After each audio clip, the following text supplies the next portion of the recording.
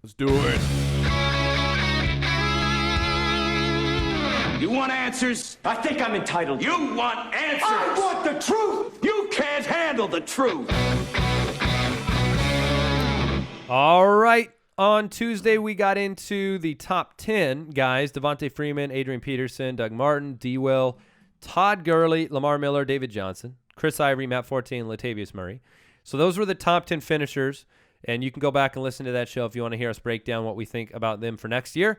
But we're going to move on now, and we're going to get through as many as we can. I'm very excited. And we're going to talk right off the bat. For number 11. Mighty Mouse himself, Danny Woodhead. Danny right. Woodhead was the number 11 running back. I got a question for you. In Say what? standard, Say what? In standard, no, don't change it. I already knew what it was. I just wanted to confirm. What is he in PPR?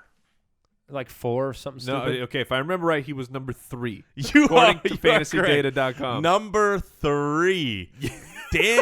Danny Woodhead was the third best run. Here's who he was better than.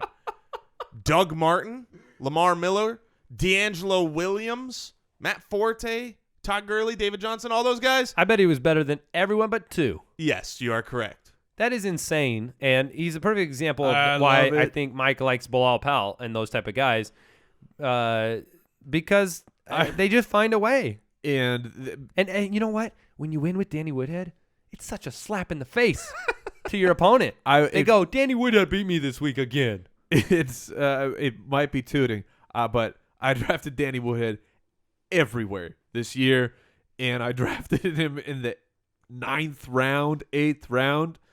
It was glorious until the middle of the season when it kind of fell apart. I was going to say, it's really a tale of 2 seasons for Danny Woodhead. He 3. Yeah, 3. really, truly a tale You're of 3 counting seasons. that one game as a third No, season? he Well, it's a finished sandwich. the last 3 games of the year. He was still great. Had double digits in each of those games. 35 in that one crazy When Gordon game. went out and they had to stop their Melvin Gordon experiments. Well, clearly the number for Danny Woodhead that we need to pay attention to is 107 targets.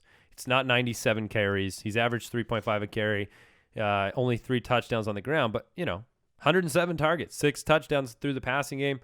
He was the 14th most consistent player. And when we talk about consistency, we're talking about 3 numbers. How many times did they finish in the top 25? He did that 8 times. How many times did he finish in the top 5? Twice. And then how many times did he not really give you a performance that would have been better than anybody on the waiver wire? And that was 2 times. So he pooped his pants twice. So what in the world is Danny Woodhead next year? It's a very, very good question. And I will put insurance salesman as an option. What was Ken Wisenhunt? It's so disrespectful to a really good player. Yeah, I mean, Ken Wisenhunt was there for Danny Woodhead's 2 years ago. Yeah, I believe that Because last year Danny Woodhead had the broken leg. I can't recall if the year before that it was Ken Wisenhunt when Danny Woodhead was awesome as well for fantasy. I believe it was.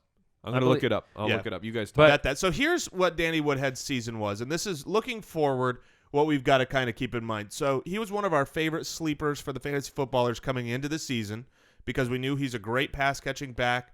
The opportunity would be there. And he started off great. I mean, week after week after week, he was reliable. In the first 9 weeks, there were only 2 games under double digits. He was utilized in the team when they were healthy, but then something strange happened.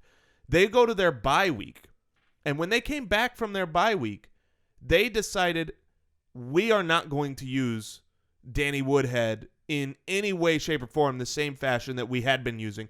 We are going to focus on Melvin Gordon. Which makes perfect sense. For real-life NFL. Because their bye week was a good bye week. I mean, it was like a farewell to the playoffs, and we're gonna change the transition of the direction. Yes, it was a good bye week, and they were done, so they had to check out what they have in Melvin Gordon. And so for the next month, those 4 games following that bye, he had no weeks in double digits. In fact, 3 of the 4 weeks, he had less than 5 points. So he was worthless. Then Melvin Gordon gets injured, goes out, and he comes back to kind of superstardom. So he is a really hard guy to really wrap your hands around because on one hand, I want to say, look, they decided to go away from him. They didn't use him towards the end of the year. It took injuries to every offensive weapon to get Daniel Woodhead back on the field.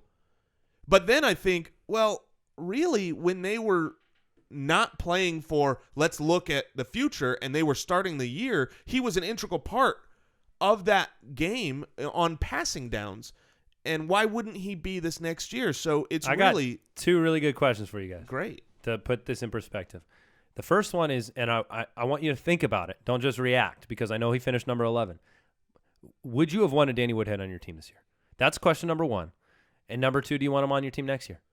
Number one, yes, because he was great for me when I used him. Didn't fantasy owners then put? Look, I was waiting for the shoe to drop on him. So were you. You traded him for C.J. Anderson in the middle of the season because we were waiting for the shoe to drop. Well, so the question is if you were an owner that counted on him, he didn't deliver when you needed him to. So that's why I asked the question. When I traded Woodhead, that was because I was trading for the upside of what I thought could be C.J. Anderson. It wasn't necessarily that I thought Woodhead would be bad. But what's the upside of a guy who at that time was probably number 3 in the league? I mean, you gave up on Danny Woodhead. I didn't give up on him. I traded him for what I thought C.J. Anderson would. I didn't think Danny Woodhead was a top 5 running back. You certainly thought he was going to drop off. Otherwise, you don't trade a guy who was top 3, right? I thought C.J. Anderson would be better. It wasn't that I had a problem with Danny Woodhead. Do I want him on my team next year? Absolutely. He's going to be a guy you can draft super late, 9th round again, and the potential is there. It may not work out next year. So I looked it up. Ken Wisenhunt was there in 2013. That was the good Danny Woodhead. He had 6 receiving touchdowns again that year. He had 400-something yards in the ground. For that kind of potential, a guy you're drafting in the 9th round. So it's valid. Every time. It's impossible to argue the value of it. But Jason, answer those 2 questions. Yeah, I have to say, not being reactionary and actually thinking, if I was an owner, I would still have wanted him on my team. It is because of the value, because where I got him, he was going to be 9th, 10th, even later this previous year where we drafted him. You could get him very, very late. This coming year, I expect you're going to get him super late again. 8th, 9th round is where you're going to get a guy who really, we know there's been his last 2 healthy years, he has been an RB1. Yep. So you've got to not sour on him too much. And honestly, it's good news for next year that he had that stretch after the bye where they were trying to see what they had in Melvin Gordon, because his value is going to drop in this year's draft again. All right, the next 2 guys on our list are Frank Gore and Darren McFadden. Now, the things that stick out to me, we'll talk about both guys, but Darren McFadden was the actual number 5 most consistent running back this year. Okay, he had 11 top 25 performances. Number 5? It says 5th. 5th most consistent, Darren McFadden, right there. Consistent. I was looking 11, at Frank. I thought we were talking 11 about top Frank Gore. 25 performances. Sorry. He had 1 top 5, and he had 1 dud game. Now, Gore was the 15th most consistent, right around where he finished. We'll wait to get into McFadden, but I don't know how much that speaks about McFadden and how much that speaks about, hey, the consistency level of a Dallas running back is going to be blank. It's going to be right in this zone. But Frank Gore, 260 for 967 and 6, by far the worst yards per carry he's ever had in his career. 58 targets. Another guy that's hard to analyze because of age mixed with the offense losing Andrew Luck. There's not a lot that I project forward for Frank Gore in terms of success next year. Doesn't mean I wouldn't draft him. It just means that the guy is getting older. He showed all the signs of getting older this year. He showed injury, Pagano beat up from the feet up. What are your guys' thoughts on Frank Gore? This is a guy who really didn't take advantage of good matchups or anything like that. He finished 12. So he's a guy that I would still draft. He's not going to be banished next year. It's in the middle rounds. I'm fine taking him. The Colts will have to address the running back position if that's bringing back Bradshaw. What was Bradshaw's injury? I don't even remember what happened this year because he gets hurt every single year. I thought he broke a bone or something. He probably did. But they have to do something. No, they don't, because they have Ryan Grigson as the general manager still. They are bringing him back, so they do not need to address the running back position. Coming to the Indianapolis Colts in the first round, another wide receiver. No, I hear T. Rich can be signed. He's a free agent. That's true. Frank Gore had a bad hand dealt to him this year. You talk about the fact that he had his worst production, and I was a Frank Gore owner in our league of record the entire year, had him pretty much from week 2 on, and watched his games, and I still saw juice. I didn't see a guy that couldn't run well. He bursted off some good runs when he needed to. He had a couple just absurd fumbles on the goal line that were that was weird. You take those bizarro, like, I'm just throwing the ball away moments out, and I think our view of him turns out better than he was already an RB1. But with Andrew Luck going out and all their quarterback woes and their offensive line woes, I don't think you could have expected more from Frank Gore this year. And so his average draft position should fall pretty dramatically this year. He's a year older, and people were scared of him already because of age. He was beat up. And so, yeah, I think he's going to fall too far. He's going to be a guy that's going to be on a lot of my teams next year, depending on what they do at running back. The Colts, 24th in the league in points, 28th in yards, 22nd in passing yards, 29th in rushing yards. This was not an offense that could move the ball with that Andrew Luck. And so he was to an speak RB1. to your point, here's the difference between him and like Latavius Murray, right? Because you could make similar arguments for them. 6 touchdowns on the ground. It's very low for the guy who gets all the carries. Mm-hmm. The only thing that will be thrown out there, which has been thrown out there for far too long, maybe, but again, you can't not throw it out there. Every year he gets older. Yeah. He'll be 33. That's and they ancient. showed from the beginning of the year, if they had the ability to use somebody else, they tried to use Josh Robinson before they cut him, but they took load off of Gore. I don't see any reason why they would, with Andrew Luck coming back, give Gore more of a workload. So there will always be that.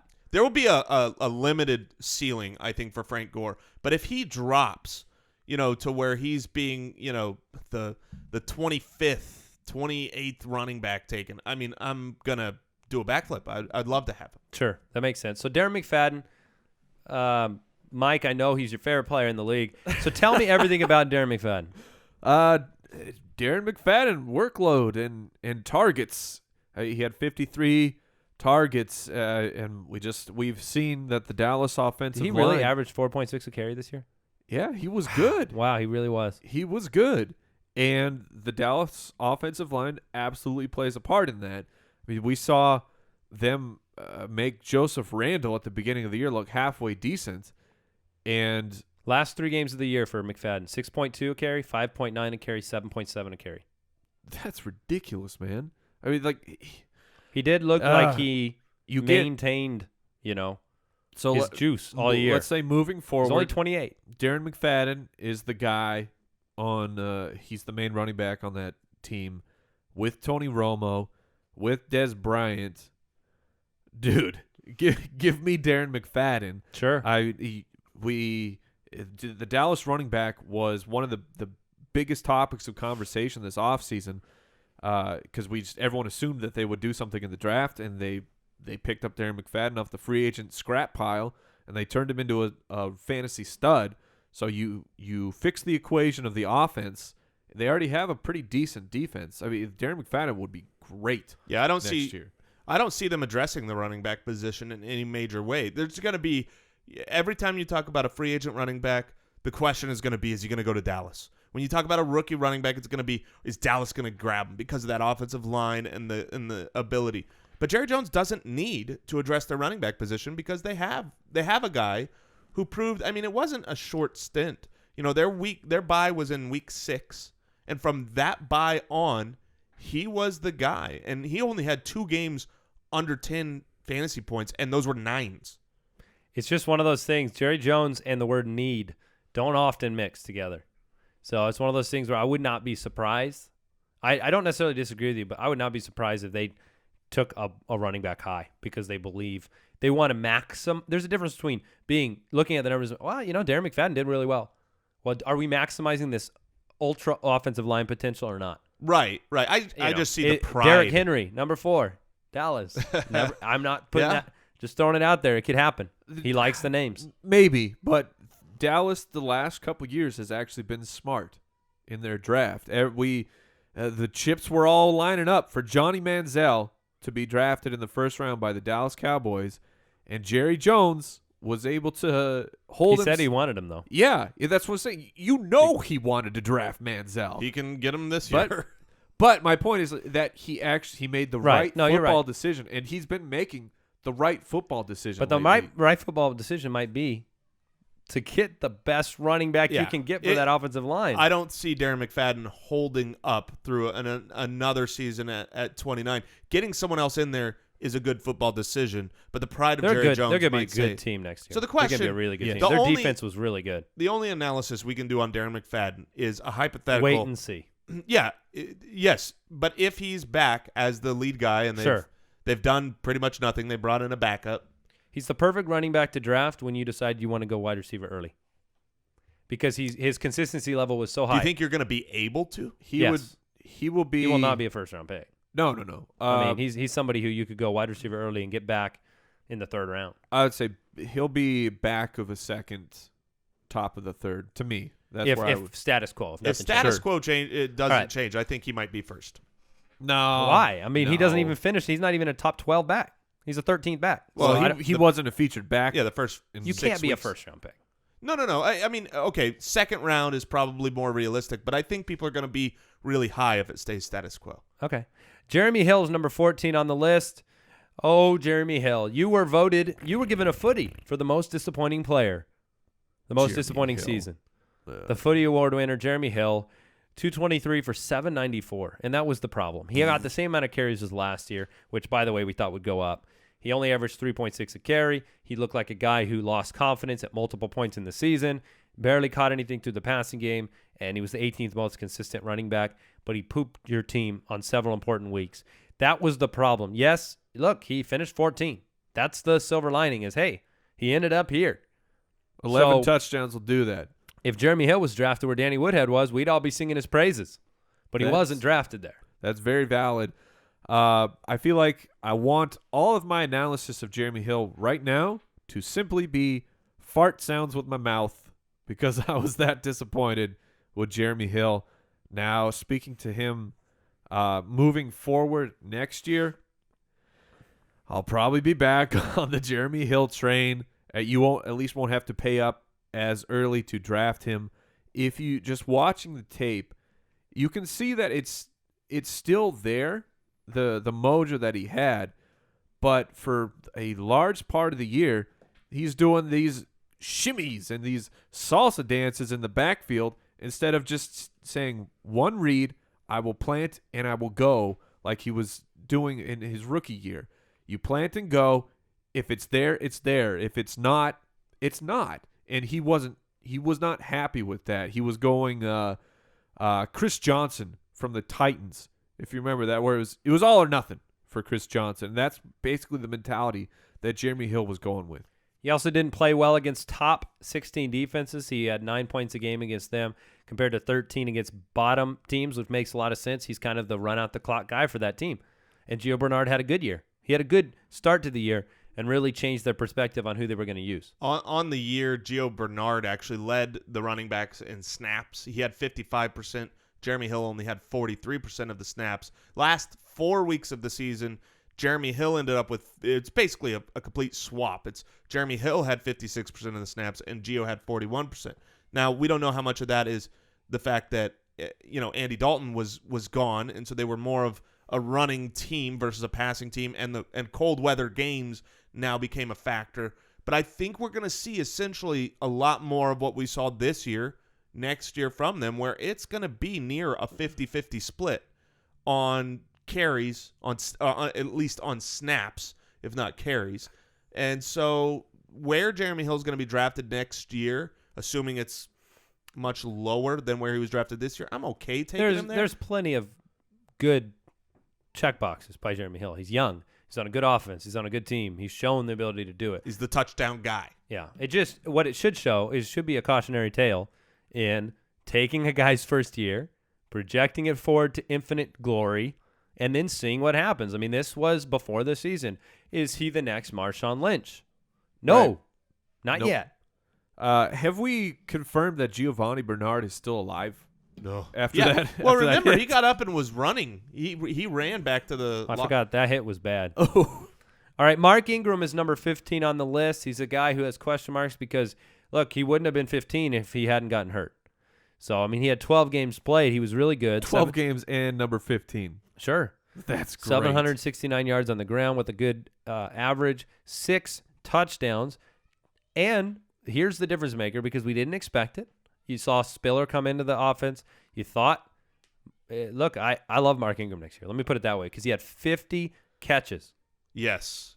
In 12 games. Yeah. 50 catches. Mark Ingram was He's their never guy. utilized He's their guy. that way. And when you look at the snap counts as to how the team used Mark Ingram, he was on the field 70+% of the time, which is incredible for Mark Ingram, a guy who, they used 3 backs, and they used 3 backs on the year. They used 3 backs even when Ingram was out there. You don't think that Mark Ingram got 70+% of snaps, and he did. And when he went down and Hightower came back in, it was more like 50%. It wasn't, even though Hightower had a great game, they love Ingram. And I was a little worried because of all the possibilities of Drew Brees having to leave because of money, Sean Payton being traded.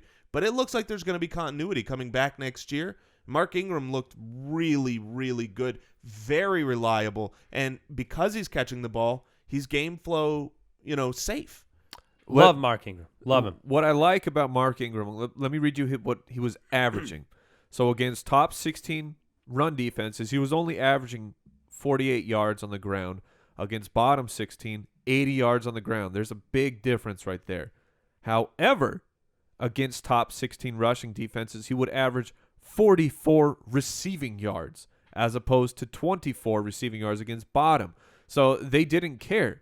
The Saints were going to get Mark Ingram the ball. He was going to give them production, and he was essentially, even across the board, his fantasy points are concerned because he would split the difference with receiving yards. Mm-hmm. So he's just, I like Mark Ingram a lot next year. The proof's in the pudding. The 4th highest consistency ranking, despite missing those games, finishing number 15 overall. That's the number you need to pay attention to. You put him in your lineup, and that's what you do. You leave him in there. Yep. Because he still he showed me everything we needed to see this year. All-purpose yards. He basically got 100 yards a game, and then he was also a touchdown option. So I'd rather. Let me ask you this: Mark Ingram or Doug Martin? Doug Martin, because as a number 1, it depends on where you're going to have to take him. But I want high potential from my number 1. For me, my number 2. If I can have Mark Ingram as an RB2, and those guys were back to back in consistency ranking, and there's no reason why. A factor of this to me is Khiry Robinson. Khiry Robinson was the kind of the backup for Mark Ingram until he got hurt. He had a pretty devastating leg injury, and he's a free agent. He won't be back. But that's the question is, Khiry Robinson was a touchdown vulture. If the backup is Hightower, I don't think there'll be as much touchdown vulturing going on. I think it'll be Ingram. I don't know. I think they teams just do that. You know what I mean? But they were doing it frequently with Khiry Robinson, where I believe that they would roll more with Ingram. To me, that's how I see it. So if Khiry Robinson is gone, and I have to look at that question he of did Doug vulture Martin, 4. He vultured 4 touchdowns. If it's Mark Ingram versus Doug Martin, and Robinson is gone, it's Mark Ingram for me. Mark Ingram, David Johnson. Assuming David Johnson is and obviously you're locked into this decision for the rest of the offseason. You don't get any options to change your mind. I'd probably go with David Johnson. If Chris Johnson's gone, as I suspect he would, I would. There are a lot of leagues drafting this week for 2016. That's tough. Those guys will be very close for me.